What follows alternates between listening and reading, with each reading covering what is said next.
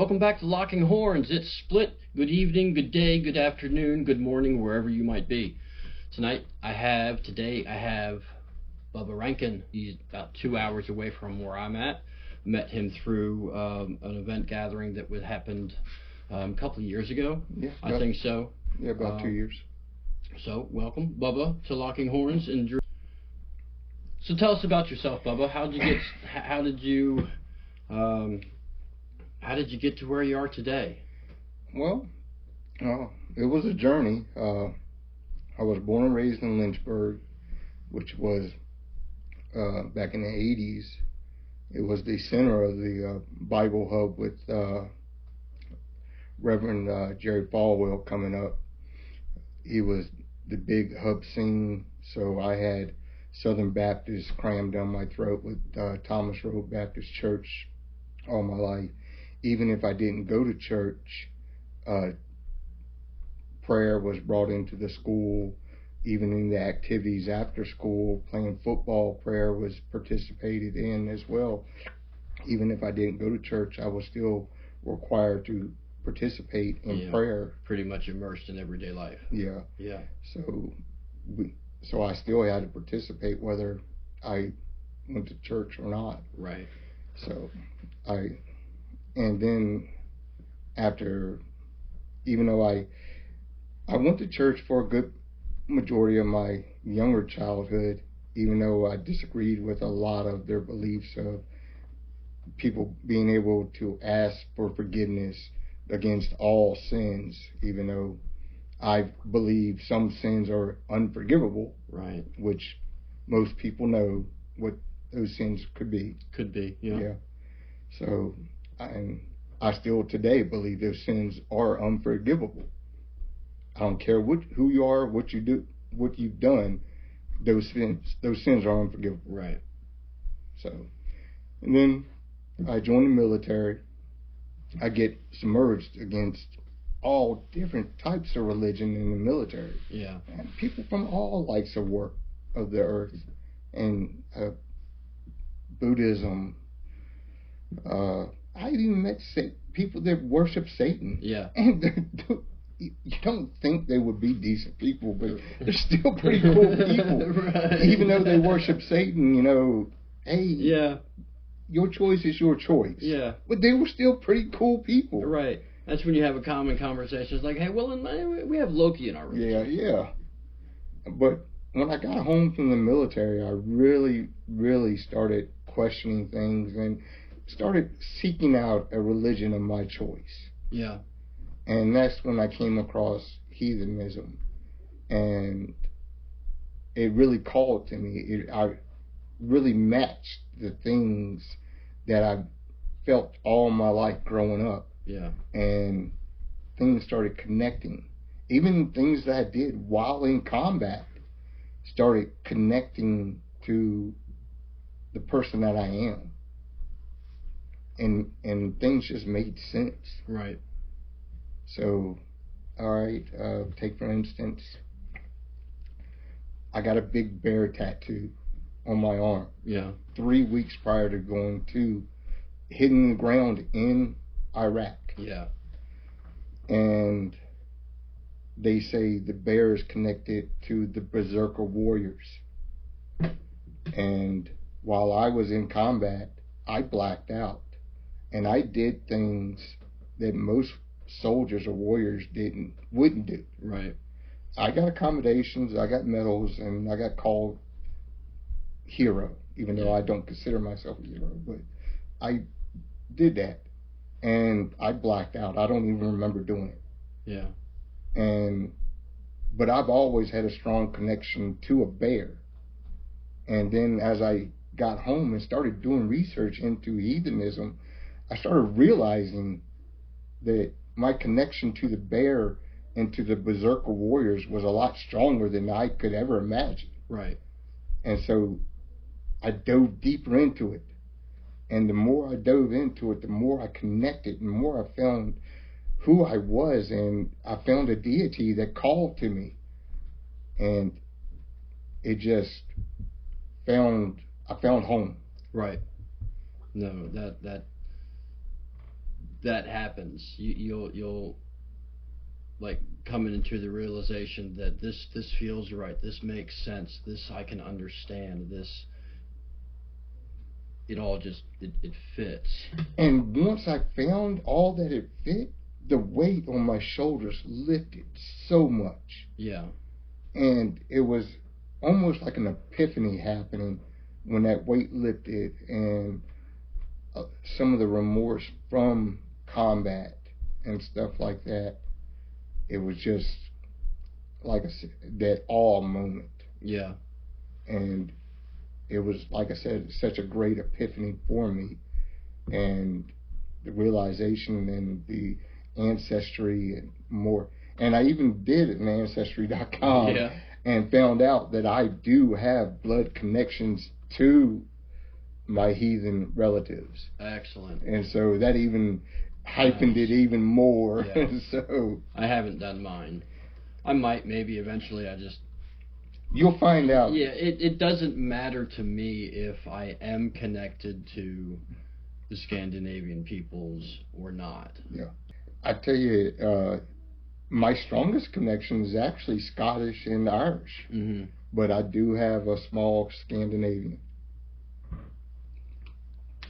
Yeah.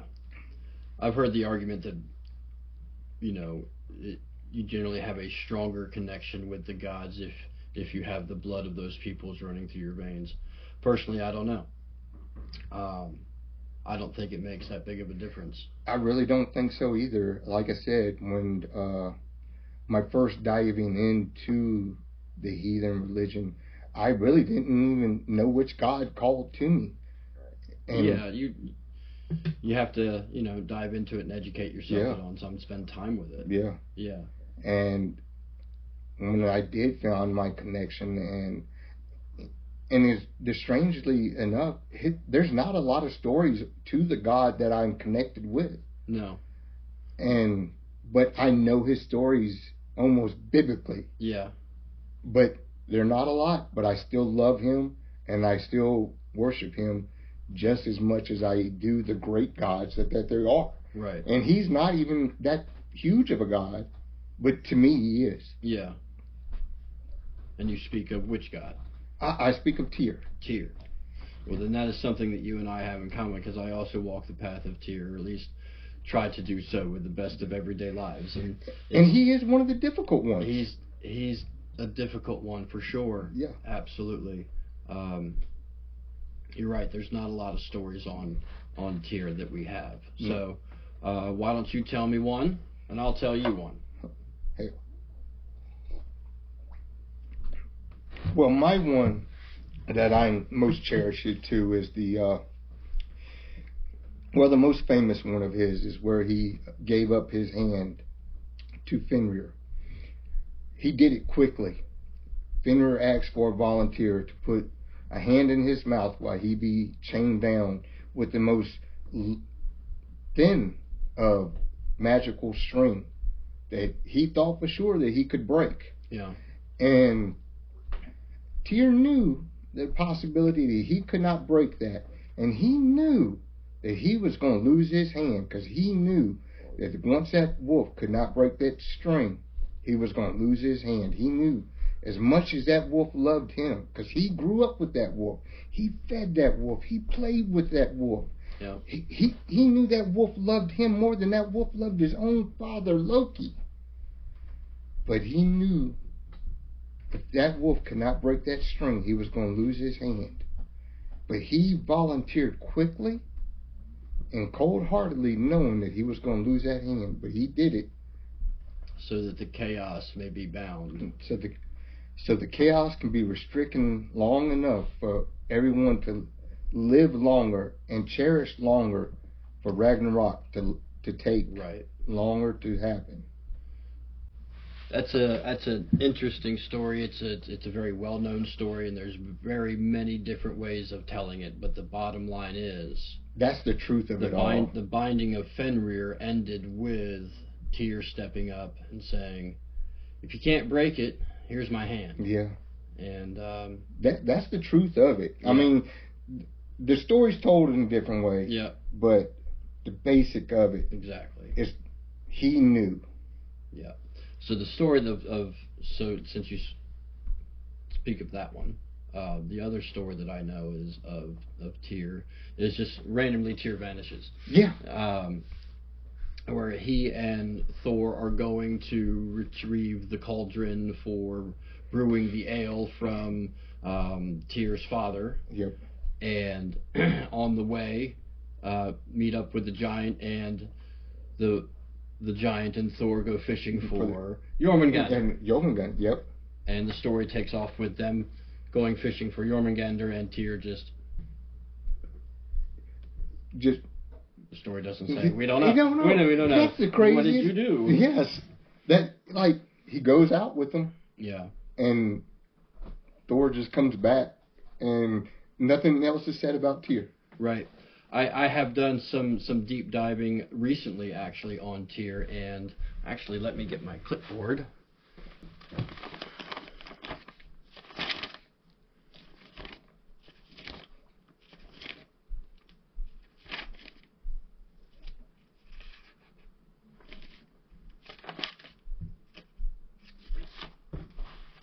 There it is. Familiar with kinnings? No. Kinnings are ways of phrasing things, and you know what they are without saying what it is. Okay. Okay. So one very popular kinning for Tyr is Leavings of the Wolf. You've heard of this? Yeah. Okay, so that's a kinning. Yes. Okay, so you know that Leavings of the Wolf is what the wolf didn't take. Yeah. Right. And that's Tyr. Yeah. You could the one-handed god. That's a kinning. Yes. Okay. Yeah. That's Tyr. Lots of kinnings here. Guarantor of contracts. Well, he was a guarantor of contract, right? Because the god of justice. Mm-hmm. The guardian of oaths. Again. Mm-hmm. Mm-hmm. The one-handed god. Yeah. Leavings of the wolf, betrayer of the wolf. Garmer's last kill.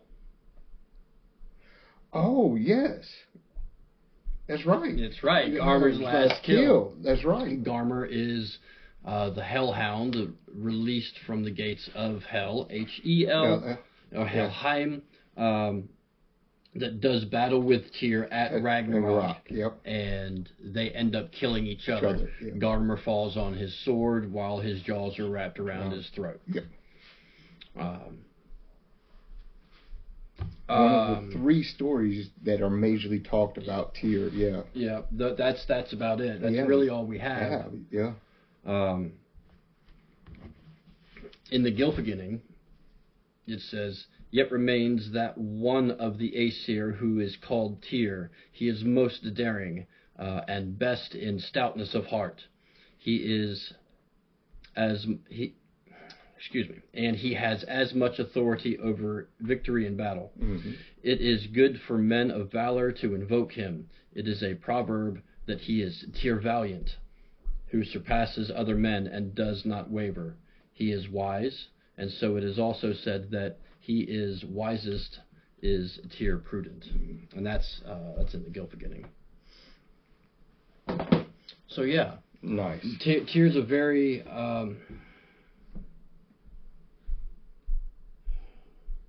interesting piece of the entirety puzzle of the Norse gods. Yeah. Some say that Odin is his father, and then there's others that say, oh gosh, I can't even think of the other giant that could be his father.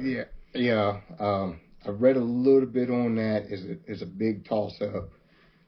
Yeah, but Tyr was also really, really big in the Proto-Germanic peoples as well. As god of war, god of battle, invoked for victory. Yes.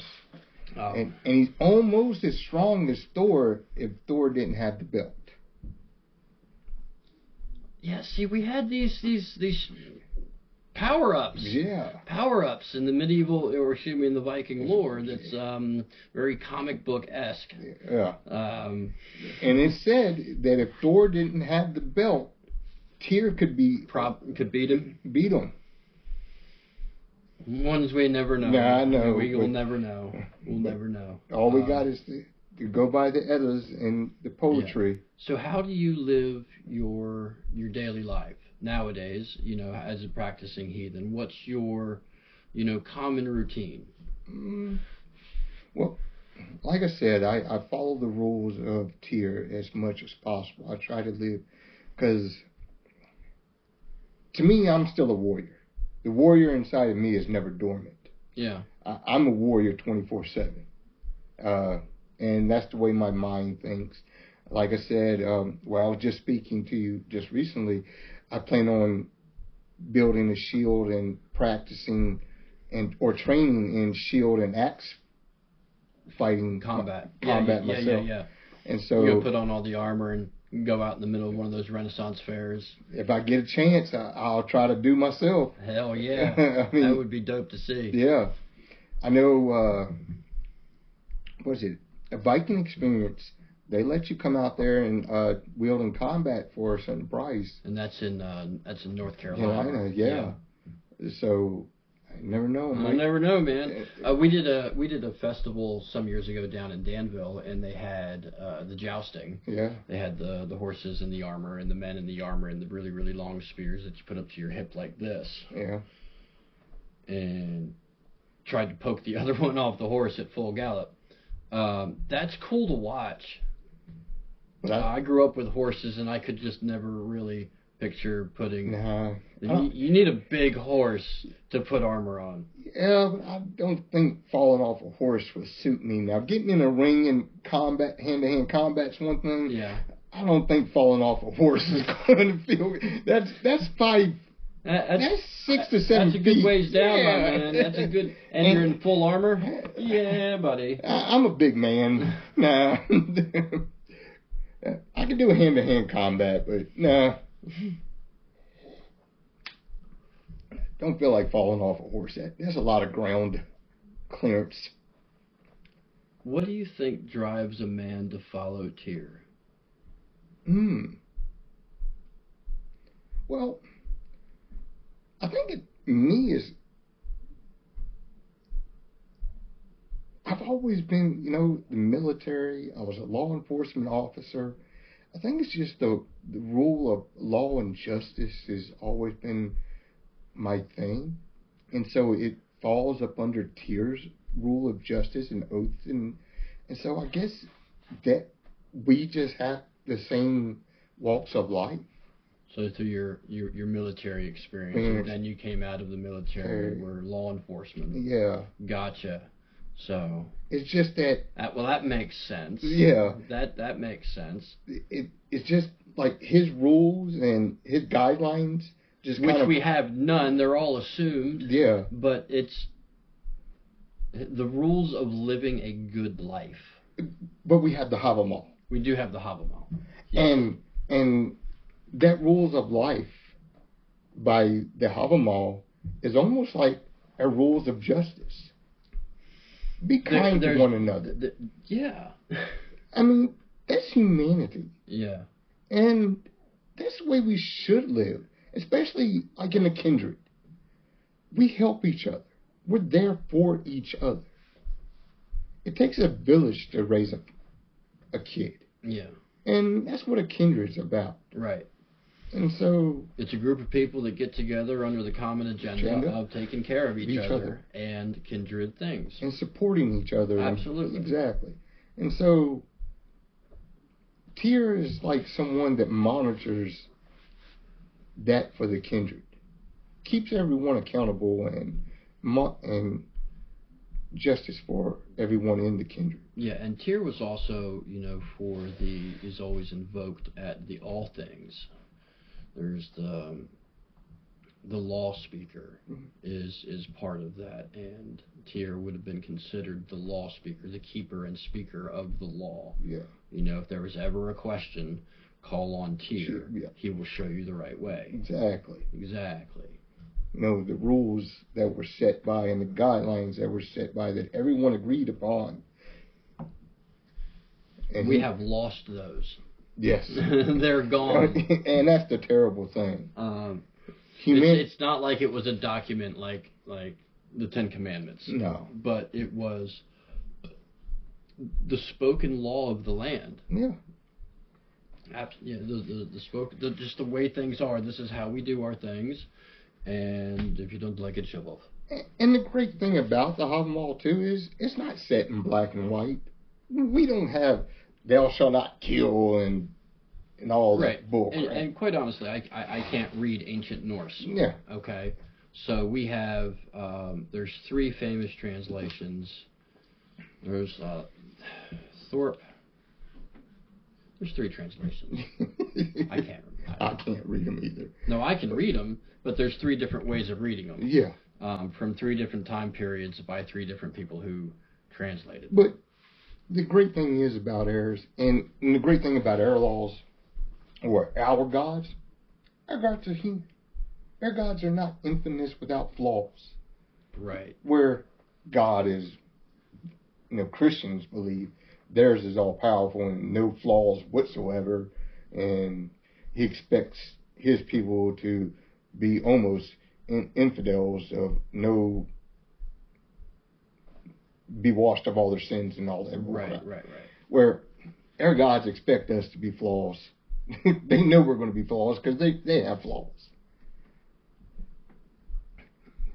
And for us to be damned in hell, we have to do something extremely bad. When we describe our gods, we describe them with attributes that we strive to achieve. Exactly. Okay. Thor, bravery. Thor, fitness and fighting for battle. There's so many different directions you can go. If you're someone who is, striving for wisdom, if one of your contributes is striving for wisdom, then that is an attribute that we would put with Odin. Yeah. Compassion. Compassion and willing to self-sacrifice is something that we would put with Tyr. I mean, everybody has, these attributes that we would describe the gods with, but these same attributes is some things that we would describe ourselves with. And we use the same words to describe our gods that we use to describe ourselves. Yep. Our gods are very human in nature. Exactly. They are flawed. Yep. They had issues. They fought with each other. And the thing is, and this is what I love about our gods, is, take Odin for instance. Odin knew he was going to die. He knows this is coming. And is this before he cut his eye out or after he cut his eye out? Either way. But he does not kill Fenrir. He could have. Could have. But he does not try to prevent Ragnarok. He just tries to delay it. Well, he can't kill Fenrir because of an oath that he made to Loki. I will never harm you or any of your blood kin. Because he doesn't want to be an oath breaker or anything like that.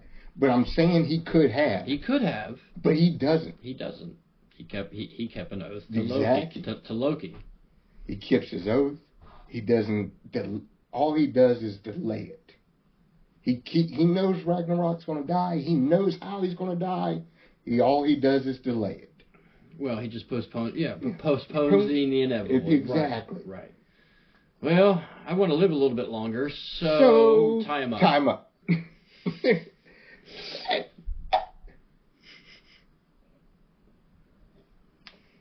To me, that's a great analogy, though. Yeah. It's a modern perspective on the story. Mm-hmm. How we live and think today. If 2,000 years ago, it would be the same thought process on the same story. It's just 2,000 years difference. Mm-hmm. So, we'd both be sitting in a pub. Yeah. Drinking our ales or mead, preferably mead. Exactly. Talking stories, and then pondering on the stories of the gods as we knew them then. Yeah. So nothing's changed. Yeah. Skull.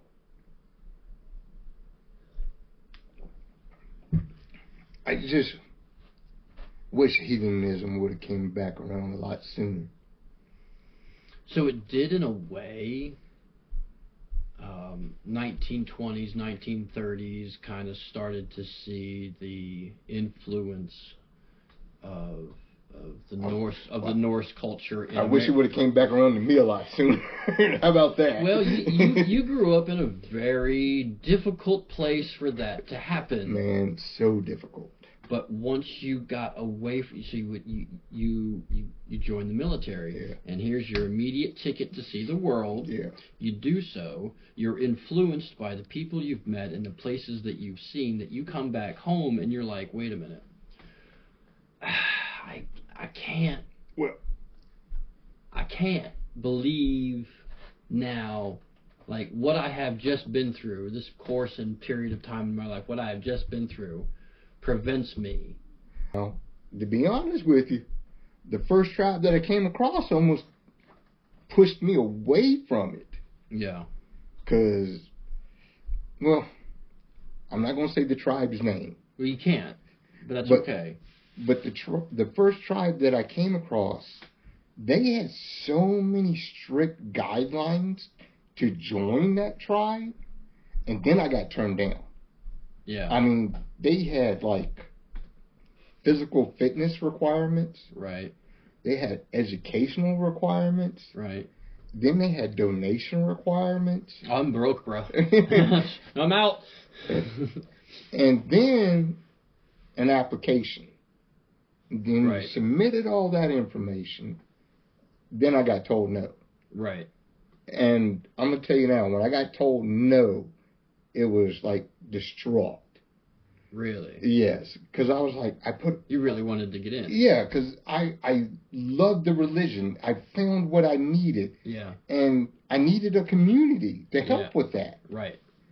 And to find out that the community rejected me was devastating. Right. And so... How long ago was that? When was this? This was before I found the community I'm in now. Right. And so... But I didn't stop there. I kept on searching. Yeah. And so I found the community that I'm in now, and that changed everything. The community I'm in now accepted me on the very first day with open, loving arms, and I kept going and kept going. And then over a year span, I winded oathing into that community. Good.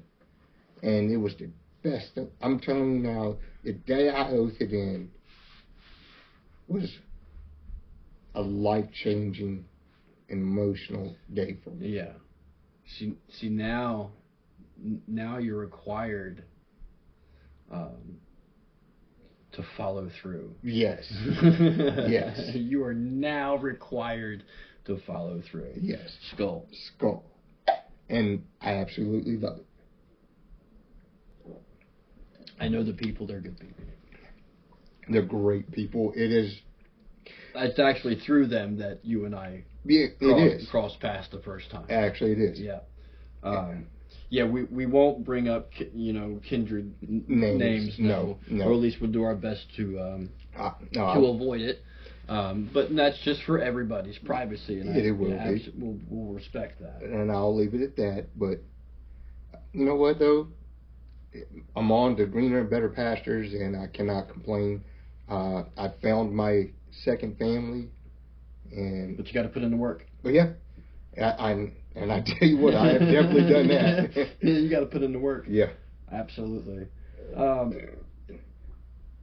You have to live a good life. Yeah. And I tell you, you have to, if anyone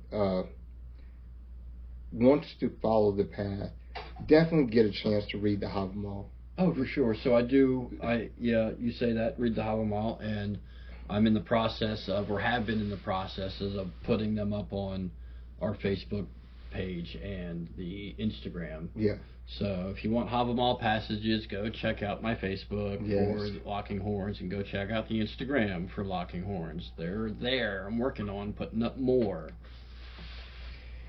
It's not an easy read, but it's a good read. No, you have to think about them. Yeah. Some of them are easier to understand, and Yeah. some of them I've had to look up the meanings of certain words so that I can understand that word, so that I know what context that word's being used Exactly. in.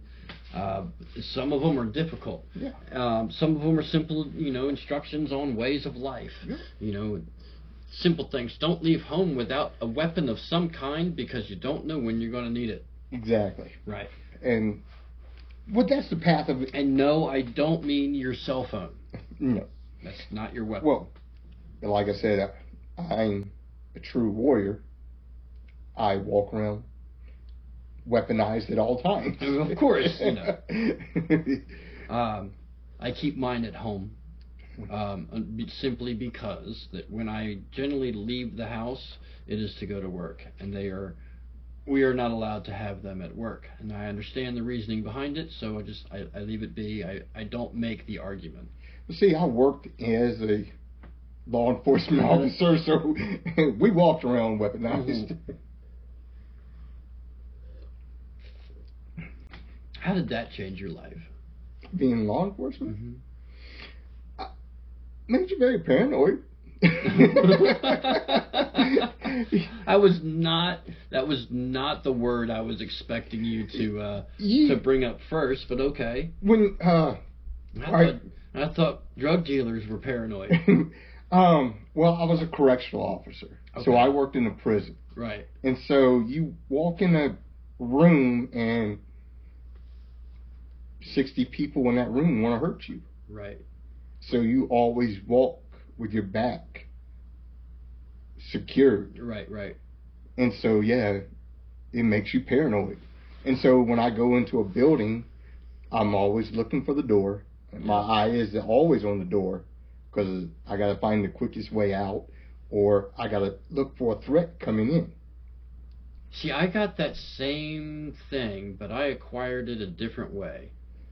And I got it through, it was part of your martial arts teachings. You make sure that once you come through the door, you're aware of your surroundings, which, by the way, is in the Hovel Mall. It actually is, just as much as being armed. And that wherever that you are in the room, that you have a good view of the room, and that you are aware of the most secure exit. Yeah. But I got that through martial arts, not through law enforcement. But it's funny that we both have that. Yes, I have to have my back to the wall. I have to see everything, and I need to know where the door is. Yeah. You see why I'm facing this way, right? Now, I was going to put you in that seat anyway. Okay. Don't worry. But because if shit goes down, there's only a table between us and there's a bar behind you. Yeah. Well, I got several weapons close by, so I'm good. Getting that off the wall is going to be a little tricky. Yeah. But yeah. Right. Yeah, I got options. Right. We got some options. Exactly. Yeah. So I've done a couple of festivals and events here since my last interview, so the table spread's a little different here, but it'd be good to have more people in the parade. So we do have a few coming up. I know the Dogwood Festival's coming up in a short amount of time. I know in May. Well, you said you can't make Mays. No, because in May, so on the 18th of May, I turn 40. So I'm going to have something here. Oh, okay. That's and right. And then the 19th, 20th, and 21st, I'll be in Western Maryland. Okay. At ECT. So I'm going to ECT. You're going to ECT? You're not going to NET? I'm going to ECT. I was invited to teach a class at ECT. Okay. So I said yes. And the class the topic that I chose to discuss would be what is the essence of our gods? Oh, wow. That's interesting. What is the essence of our gods? Because your description on what the essence of the gods and or your God is will vary exactly between the next person who follows the same God. Well, okay. Exactly. So our perception on what our gods are.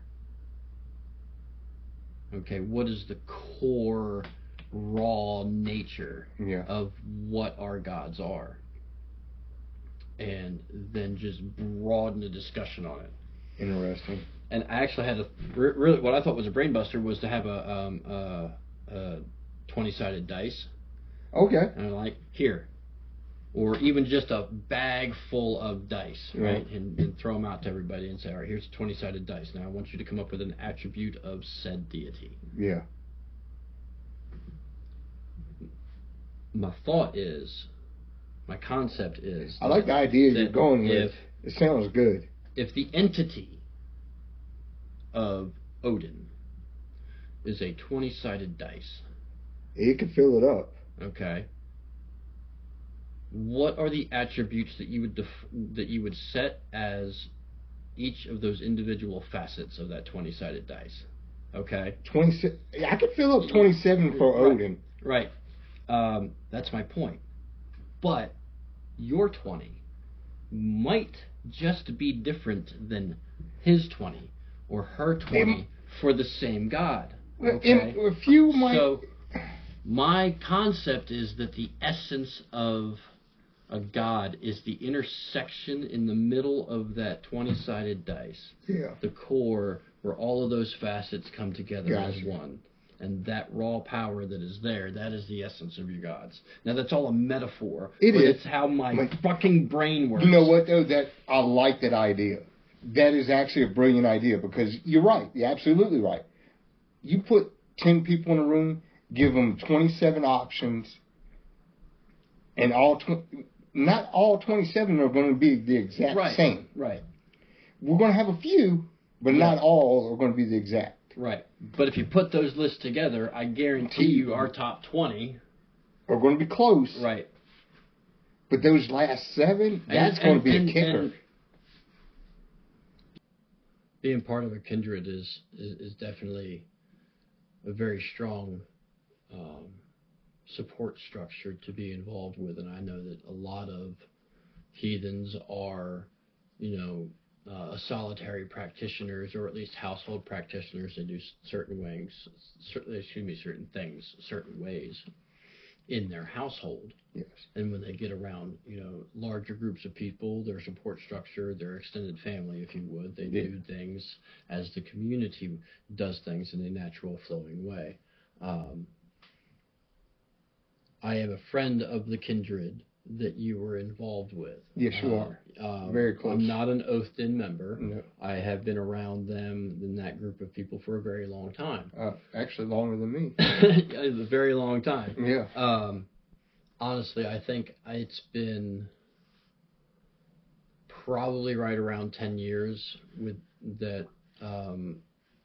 I've been involved in similar circles that they have, and we've come to know each other over a course of time. Yes. The kindred leaders and I have been close friends for some time. Yes. 10 years is 10, maybe even 11 years now at this point. But definitely, having a strong support community around you to help you go in the direction that you're wanting to go, that will shoo you along and say, get back to work because you need to figure out what it is that you want to do. Exactly. It helps you guide you along the way and helps motivate you and helps you keep the morals of the Halamal.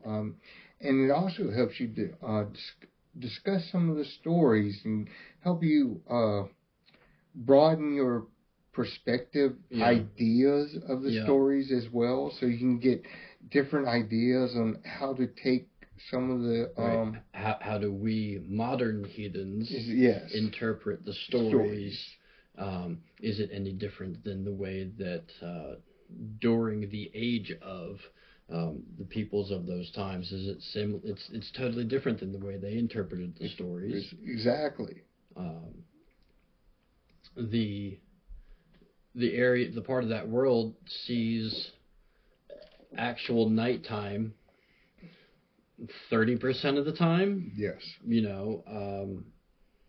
It's an incredible place and part of the world to live in. We don't have that here. Yes. But that environment definitely does affect the way they saw the world and the way they interpreted the world. Exactly. So I think it would have been absolutely incredible to have been a part of that timeline, if you would. You know, let me grow up in that part of history, please. Next time around, can you throw me back a couple thousand years? Yeah, I think it would have been a completely different perspective and a way to take on life and stuff like that. Right. I definitely feel sometimes I was born out of my element sometimes. I really wasn't made for this kind of life. The warrior inside me, I definitely feel like I should have been born in actual Viking age. Yeah. That definitely would have been my life. I think I have had these thought processes before, like when I was a kid, when I was wanting to be the knight in shining armor, you know, like put the armor on, right? No. And Bubba, I appreciate you coming by, sir.